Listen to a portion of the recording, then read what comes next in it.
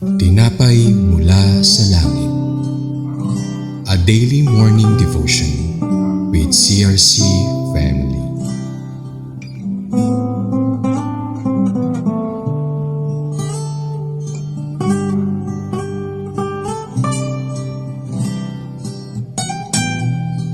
Isang mapagpalang umaga kapatid, ako po si Angela Cas from CRC Tanay Daughter Church. Samahan niyo po kami sa aming programang Tinapay Mula sa Langit, ang pang-araw-araw nating devotion sa salita ng Diyos. Ngayong umaga ay matutunghayan natin ang magandang balita. Atin pong basahin sa Judges 1 verse 21. Ang mga Jebuseo namang naninirahan sa Jerusalem ay hindi pinaalis ng lipi ni Benjamin. Kaya hanggang ngayon ay kasama nilang naninirahan doon ang mga ito. Ngayon, bago po tayo magpatuloy, tayo po muna ay dumako sa maikling panalangin. Lord Father God in Heaven, salamat po sa inyong salita na nagbibigay liwanag sa aming buhay at nagtuturo sa aming tamang landas na dapat naming tahakin. Hinihiling po namin na iyong buksan ang aming puso at isipan upang mas lalo naming maunawaan ang pag-aaral na ito na nais mong ipahatid sa amin ngayon. Turuan mo po kami na maging tapat at buong puso na pagsunod sa iyo at naway magsilbing inspirasyon ang kwento na ito sa Biblia upang mas lalo kaming maging matatag at magmahal sa iyo. Patnubayan niyo po ang aming pag-aaral at gabayan niyo po ang magagamit na aral na ito sa aming buhay. Ito po ang aming samot dalangin sa pangalan ni Jesus. Amen. Matapos ang paglaya ng Israelita mula sa pagkaalipin sa Ehipto at ang kanilang paglalakad sa disyerto, pinangako sa kanila ng Diyos ang isang lupain na masagana at pinapangarap nila, ang lupaing pangako. Sa tulong ni Josue, nagsimula silang sakupin ang mga teritoryo. Ngunit, makikita natin sa Judges 1 na hindi lahat ng laban ay natapos ng buong buo. Ang mga Israelita ay nakipaglaban pero hindi nila nagawa lahat ng utos ng Diyos. Hindi nila napalayas ang lahat ng mga naninirahan sa lupain. Isa na rito ang mga Jebusite sa Jerusalem. Ang mga Benjamite na hindi nagtagumpay na paalisin ang mga ito. Kaya nahirapan ang mga Jebusite sa kanilang kalagitnaan. Dahil dito, nagkaroon ng problema sa hinaharap. Ang mga natitirang kaaway ay naging sanhi at patuloy na hidwaan at problema ng mga Israelita.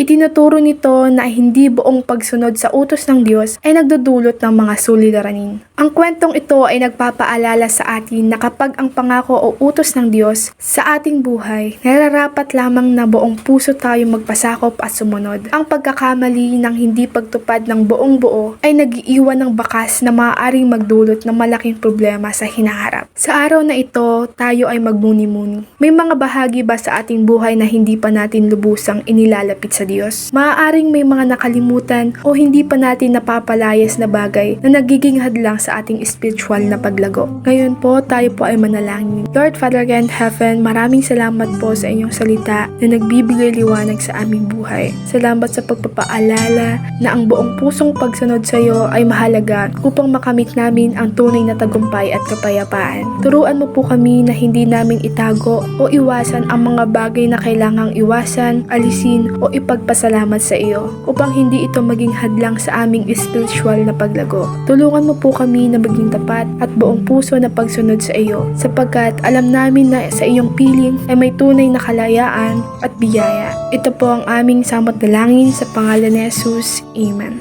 Maraming salamat po sa inyong pakikibahagi sa ating programa. Lagi po nating pagnilayan ang salita ng Diyos mula sa ating puso dahil lubos ang magiging kaunawaan natin dito. Muli ninyo po kaming samahan bukas sa pagninilay ng kanyang mga salita dito sa programang Tinapay Mula sa Langit. Malaya po ninyong i-share ang video na ito upang kayo rin po ay maging pagpapala sa iba. Pagpalain po tayong lahat ng ating Panginoon. Magandang umaga.